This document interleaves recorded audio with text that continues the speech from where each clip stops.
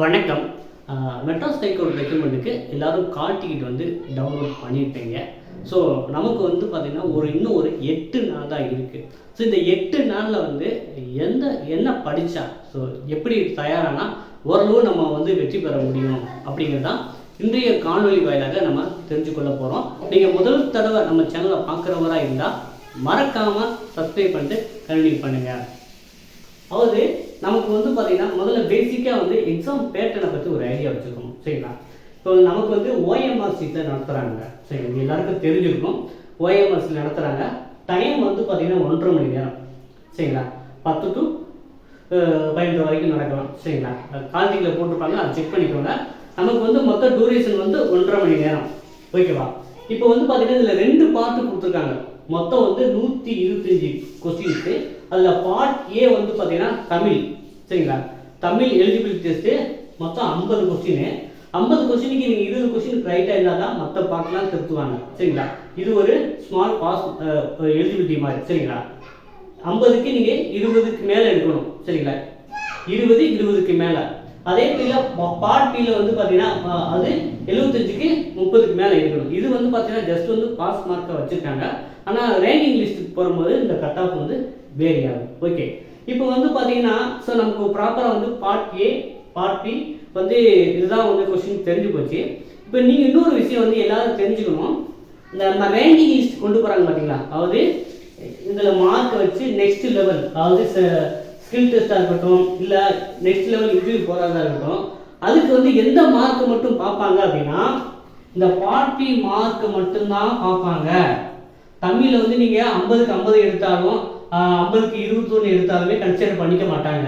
So இதை வந்து நீங்கள் உள் வாய்க்கோங்க. அதனால தான் சொல்கிறேன், நீங்கள் வந்து இந்த ஒரு 8 நாள் இருக்குது. தமிழுக்கு வந்து பார்த்தீங்கன்னா வாங்க படிக்க வேண்டாம். ஜஸ்ட்டு ஓரளவு ரீட் பண்ணாலே இந்த 20 மார்க் எடுத்துருவீங்க. நமக்கு வந்து அடுத்த லெவல் போகிறதுக்கு ரொம்ப முக்கியமானது வந்து இந்த பார்ட்டி ஸ்கோர் மட்டும்தான். அந்த ஸ்கோரை பார்த்து தான் உங்களுக்கு வந்து வேலைவாய்ப்பு தருவாங்க. நெக்ஸ்ட் லெவல்லையும் நம்ம போக முடியும். அதனால் வந்து இந்த குறிப்பிட்ட 8 நாளில் வந்து தமிழ் வந்து ஏற்கனவே நீங்கள் படிச்சுருந்தா விட்டுங்க, இல்லாட்டி இப்போ தான் படிக்க போகிறீங்க, லைட்டாக மட்டும் படித்து வச்சுக்கோங்க. குறிப்பாக வந்து பார்த்தீங்கன்னா 9th standard 10th standard book கொஞ்சம் நல்லா தரவு பண்ணிட்டு பண்ணால் ஓரளவு வந்து நீங்கள் வந்து தமிழையும் நல்லா மார்க் எடுக்கலாம். இப்போ வந்து பார்த்தீங்கன்னா என்னங்க சொல்கிறீங்க, அப்போ பார்ட்டியை மார்க் கன்சிடர் பண்ண மாட்டாங்கன்னா கன்சிடர் பண்ண மாட்டாங்க. நோட்டிஃபிகேஷனில் 10வது பேஜில் வந்து சிலபஸ் கீழே 4வது பாயிண்டாக கொடுத்துருக்காங்க. சரிங்களா? நோட்டிஃபிகேஷனில் 10வது பேஜில் சிலபஸ் கீழே 4வது பாயிண்டாக கொடுத்துருக்காங்க. Part B will be only consider அப்படின்ட்டு. சரிங்களா? அதனால தான் நீங்கள் இந்த பார்ட் பி வந்து என்ன கேட்பாங்க, பொது அறிவு, மேக்ஸு, கம்ப்யூட்டர், ஆப்டிடியூடு, ரீசனிங், இந்த 5 பார்ட்டு வந்து இந்த பார்ட் பியில் இருக்குது. அதனால் அந்த 8 நாளில் இந்த பார்ட் பி மட்டும் நீங்கள் கொஞ்சம் கான்சன்ட்ரேஷன் பண்ணால் போதுமானதான். சரிங்களா? அப்படின்னா தான் நமக்கு டைமிங் இல்லை. சரி, ஆனால் வந்து தமிழ் வந்து ஜஸ்ட்டு பார்த்துக்கோங்க. இந்த பார்ட்டியில் மட்டும் நீங்கள் கான்சன்ட்ரேட் பண்ணுங்கள். கண்டிப்பாக வந்து நம்மளாலையும் வெற்றி பெற முடியும். இதுக்கு வந்து பார்த்தீங்கன்னா நெகட்டிவ் மார்க் எதுவும் கிடையாதுங்க. சரிங்களா? There is no negative mark அப்படின்னு சொல்லியிருக்காங்க. அதனால் நெகட்டிவ் மார்க் கிடையாது. அதனால் வந்து தாராளமாக நீங்கள் அட்டன் பண்ணலாம். இப்போ மேக்ஸிமம் வந்து நிறைய பேர் எக்ஸாமினேஷன் சென்டரை பார்த்து பயந்துருப்பீங்க. என்னங்க அது சென்னை, மதுரை, திருச்சி தான் போட்டிருக்காங்களா, வேற எங்கேயும் எனக்கு பக்கத்தில் இல்லையா அப்படின்னு நிறைய பேர் வந்து போகாமல் கூட விடலாம். சரிங்களா? ஸோ உங்களுக்கு வேலை வேணும் அப்படின்னா எங்கே போனாலும், ஏன்னா தமிழ்நாட்டுக்குள்ள தானே போட்டிருக்காங்க, அதனால் வந்து முடிஞ்சளவு அட்டன் பண்ண போகிறங்க. அடுத்தடுத்து வந்து ரெக்ரூட்மெண்ட் அறிவிப்பு வரத்தான் போகுது. கோர்ட்டில் வந்து அடுத்து ஓஏ, அப்புறம் டிரைவர், மறுபடியும் ரீடர் எக்ஸாமில் வந்து நோட்டிஃபிகேஷன் வரத்தான் போகுது. அதனால் வந்து இது வந்து உங்களுக்கு ஒரு எக்ஸ்பீரியன்ஸாக கூட இருக்கலாம்.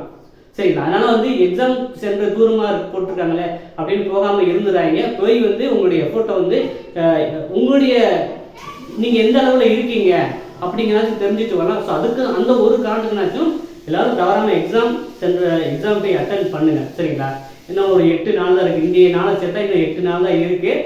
ஸோ 8 நாள் கூட இருந்தால் நீங்கள் ப்ராப்பராக யூட்டிலைஸ் பண்ணுங்க. அதே போல் ஜென்ரல் ஸ்டடீஸ்க்குமே வந்து நீங்கள் ஃபுல்லாக படிக்க முடியல, ஸ்கூல் புக்கு ஃபுல்லாக படிக்க முடியல, 9th 10th நாச்சும் நல்லா பார்த்துட்டு போங்க. அட்லீஸ்ட் வந்து புக் பேக் ஒன்றுனாச்சும் பார்த்துட்டு போனால் கூட உங்களுக்கு வந்து வேலைக்கு போகிறதுக்கு நிறைய வாய்ப்பு இருக்குது. ஏன்னா ஒட்டுமொத்த தமிழ்நாடுமே வந்து டிஎன்பிசி நோக்கி தான் பயணிச்சுட்டு இருக்காங்க.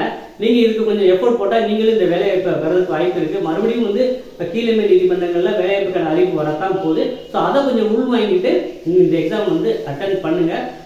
கிளியர் பண்ணவும் நிறைய வாய்ப்பு இருக்குது. குறிப்பாக வந்து பார்த்தீங்கன்னா டைப்பிஸ்ட்டு, ஜெராக்ஸ் ஆப்ரேட்டர் கொஞ்சம் அதிகமான வேகன்சி போட்டிருக்காங்க. டைப்பிஸ்ட்டுக்கு மட்டும் ஸ்கில் டெஸ்ட் இருக்குங்க. அது வந்து பேசிக் கம்ப்யூட்டர்லையும் டைப்பிங்கில் ஸ்கில் டெஸ்ட் இருக்குது.